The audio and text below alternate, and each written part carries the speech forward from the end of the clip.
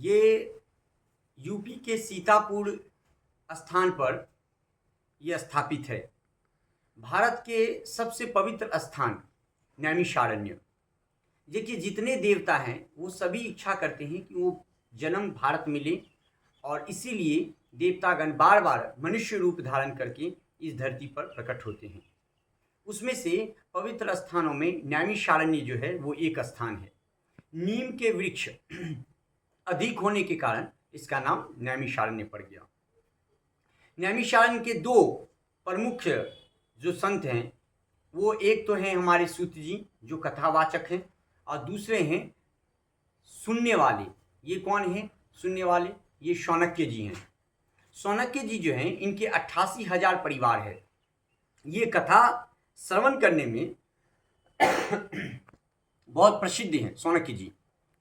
तो एक समय ऐसा हुआ, शौनक्य जी ने अपने कुछ संतों को भेजे कि जाकर के ब्रह्मा जी से पूछिए जिन्होंने इस सृष्टि को बनाया कि सबसे पवित्र स्थान कौन सा है, क्योंकि कई हजार वर्ष तक हम सब मिल करके 88,000 जो ऋषि थे वो सब मिल करके तपस्या करते, भगवान का नाम कीर्तन और भजन करते।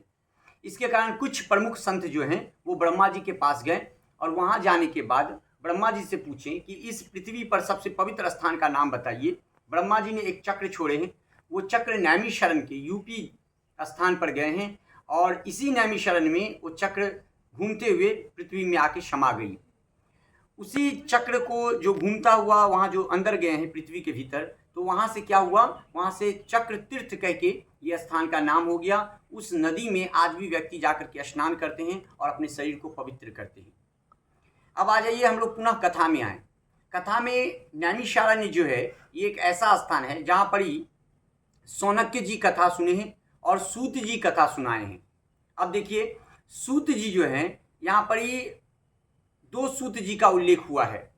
प्रथम सूत जी पिता हैं और दूसरे सूत जी जो हैं वो पुत्र हैं। तो प्रथम पिता का जो सूत जी हैं उनका जब मृत्यु हो गया, उनको कहते हैं रोमहर्षण। रोमहर्षण जी का जब मृत्यु हो गया तो मृत्यु होने के बाद रोमहर्षण के पुत्र उग्रसर्वा जो हैं वो उग्र थे सुनने में, माने कोई भी कथा उनसे अच्छा और कोई नहीं सुनता था और समझता था। तो क्या किए, जब रोमहर्षण जी का मृत्यु हो गया, वो जब शरीर रख दिए, तो उनके पुत्र उग्रसर्वा बलराम जी के कृपा से वो आए और वो कथा बोले।